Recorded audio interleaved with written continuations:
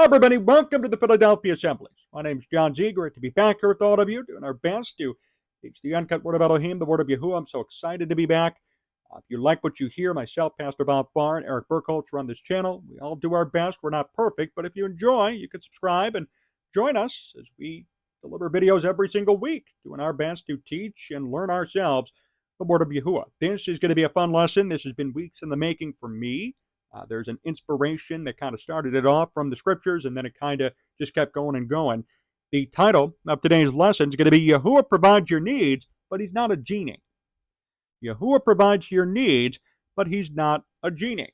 And this message is really going to go out to a lot of people out there, and there are some denominations who do it. There are some people in general who do it, who believe that if they just pray, it's going to happen. They deserve it. They're entitled to it.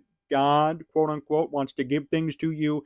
There's a difference between Yahuwah is going to provide your needs, which we'll discuss, and you ask for fleshly desire to Yahuwah, to God, and you'll see what happens. So we're going to do our best here today, debunking some of these myths out there, and then talking about what truly Yahuwah is going to provide for you. So I think it's going to be a fun lesson. I want to start here with James 4, verses 2 through 4. This was the inspiration for this entire lesson. You desire and do not have. You murder and are jealous and are unable to obtain. You strive and fight and you do not possess because you do not ask. You ask and do not receive because you ask evilly in order to spend it on your pleasures. Adulterers and adulteresses, do you not know that friendship with the world is enmity with Elohim? Whoever therefore intends to be a friend of the world makes himself an enemy of Elohim. Asking evilly here equals asking for a pleasure, not a need. We are encouraged to come before Yahuwah every single day, to come for our day-to-day petitions, things that we absolutely need. We're encouraged to come to him every single day. He will provide. There's a difference between that, though, and then asking Yahuwah for luxuries, fleshly desires instead of needs, right? Christians and even unbelievers greatly misinterpret what yahusha told us when coming to ask for things from the Father. He promises to provide us with our daily needs, but he's not a genie. We can't be treating him that way. And here's one of the things that yahusha says, and I have a lot of quotes in here from yahusha, because unfortunately, the words that he says really get misinterpreted by a lot of people out there today, trying to justify that if I ask God for luxurious things, he's just going to give it to me, and that's through him. Well, it says right here in James, half-brother of yahusha, you ask and do not receive because you ask evilly in order to spend it on your pleasures. Keep that verse in mind as we read through the rest of these verses. Matthew 7 through 11. Ask and it shall be given to you. Seek and you shall find. Knock and the door shall be opened to you. For everyone who asks receives, and he who seeks finds, and to him who knocks it shall be opened. Or is there a man among you who, if his son asks for bread, shall give him a stone? Or if he asks for a fish, shall he give him a snake? If you then, being wicked, know how to give good gifts to your children, how much more shall your Father who is in heaven give what is good to those who ask him? Your Father who is in heaven will give what is good to those who ask him. He won't give what is luxurious, right? A brand new car, a sprawling mansion. He will give what is good to those who ask him. He knows what we're going to ask for even before we ask for it. He knows our needs. He will give what is good to those who come to him with an honest prayer and say, Father Yahuwah, I need some help. Can you help me? He will. He always will. There's a difference between a humble prayer like that and thank you, God, quote unquote, right, for this $1 million mansion. Different story. Matthew 21:18 through 22. And returning to the city early in the morning, he became hungry. Yahusha did. And seeing a single fig tree by the way, came to it and found naught on it but leaves, and said to it, let no fruit grow on you ever again. And immediately the fig tree withered. And the taught one, seeing it, marveled, saying, how did the fig tree wither so soon? And Yahusha answering said to them, truly I say unto you, if you have belief and do not doubt, you shall not only do what was done to the fig tree, but even if you say to this mountain, be removed and be thrown into the sea, it shall be done. And whatever you ask for in prayer, believing, you shall receive.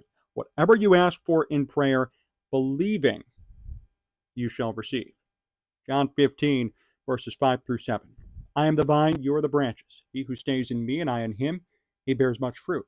Because without me, you are able to do nothing. If anyone does not stay in me, he is thrown away as a branch and dries up.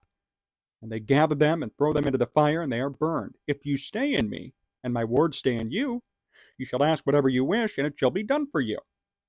What's that say again? If you stay in me, and my words stay in you, you shall ask whatever you wish, and it shall be done for you. If you stay in Yahusha and his words stay in you, then when you pray naturally, you're not going to be praying for fleshly desires. You're going to be somebody who's praying for necessity, who's praying for Father YAHUAH to just provide your day-to-day needs. You are not, I mean, if you genuinely are following and you have Yahusha's word in you, you will know inherently the commandments. You will know the Torah. You will know how to live, which means you're never going to go up to YAHUAH and ask for $1 million house or a $100,000 car. You're going to be asking for the essentials. You're going to be asking for things that are needed, not things that are wanted or luxurious per se. You're going to be praying for help in Yahusha's name and asking for the Father's will to be done. If you're truly following Yahusha, you would know better than to pray for riches. That's why this verse at times is misinterpreted, right? Because it says here, if you stay in me and my words stay in you. See, people forget that part of the verse. They just read the second part. You shall ask whatever you wish, and it shall be done for you. Well, what about that first part? You have to stay in him, and his words have to stay in you. And if you're somebody who has that sort of mindset in and of itself, you are not going to be going to the Father and asking for luxurious things, fleshly things that make no sense. But people who unfortunately are asking for fleshly things, get rid of that first part of the verse, read the second part of the verse, and then say, see, this is how it's justified. And it's wrong. That's a complete misinterpretation of Scripture. You can't just ask for anything, and it'll just be given to you, only if YAHUAH wills. 1 John 3:22, and whatever we ask, we receive from him, YAHUAH, because we guard his, YAHUAH's commandments, and do what is pleasing in his sight. So whatever we ask, we receive from him. Why? Because we guard his commandments and do what is pleasing in his sight. Because we guard his commandments, we receive. We receive because of our willingness to obey. And again, we're following the commandments. That's why we're given what we're given. Correct? So asking in a fleshly manner, asking for things that are fleshly, frankly, would be a violation of the commandments. It would be do not covet. So you'd be violating one of the 10 commandments. Therefore, you would not be getting what you asked for and then you'll receive, right? So it says, whatever we ask, we receive from him because we guard his commands and do what is pleasing in his sight. Whatever we ask, we receive because we guard his commandments. Well, if you're asking for fleshly desires, if you're asking for lavish things, you're breaking a commandment. You're breaking a commandment. And then people are using this verse to justify where they stand today. Incorrect. I want to read too John 9:31 and Proverbs 28:9 together. Some similarities here. So here's John first. And we know that Elohim does not hear sinners, but if anyone fears Elohim and does his desire, he hears him. Proverbs, he who turns his ear away from hearing the Torah, even his prayer, is an abomination. I'm going to read these two again. Here's John 9:31, and we know that Elohim does not hear sinners, but if anyone fears Elohim and does his desire, he hears him. We're all sinners, so what's this really saying? If anybody is a purposeful sinner, who every day is an unrepentant sinner, who just continually goes down that path, does not have any regard for YAHUAH whatsoever, no, he's not going to hear the prayer. But if anyone fears Elohim and does his desire, his will, his Torah, he hears him.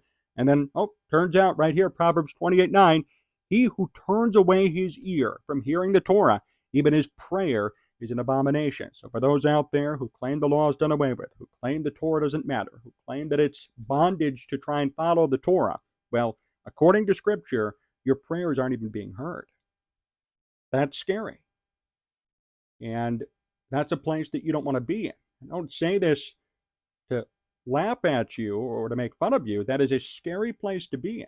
And I hope that a verse like that, those two verses together, click for you if you're tapping on in here and you see and you're somebody who believes that the Torah doesn't matter anymore. Matthew 6:25 through 34. Because of this I say to you, do not worry about your life, what you will eat or what you will drink, or about your body, what you shall put on. Is not life more than the food, and the body more than the clothing? Look at the birds of the heaven, for neither they sow nor reap nor gather into storehouses, yet your heavenly Father does feed them. Are you not worth more than they? And which of you by worrying is able to add 1 cubit to his lifespan? So why do you worry about clothing? Note well the lilies of the field, how they grow. They neither toil nor spin. And I say to you that even Shlomo, Solomon, in all his esteem, was not dressed like one of these. But if Elohim so clothes the grass of the field, which exists today, and tomorrow is thrown into the furnace, how much more you, O you of little belief? Do not worry then, saying, what shall we eat, or what shall we drink, or what shall we wear? For all these the nations seek of, the Gentiles, and your heavenly Father knows that you need all these. But seek first the reign of Elohim and his righteousness, and all these shall be added unto you. Do not then worry about tomorrow, for tomorrow shall have of its own worries. Each day has enough evil of itself. Seek Yahuwah's righteousness, seek the reign of Elohim, and he will provide everything you need. He will provide everything you need. Seek his righteousness. Seek his Torah. Seek him, and he'll provide. And I've seen that happen in my life before, too.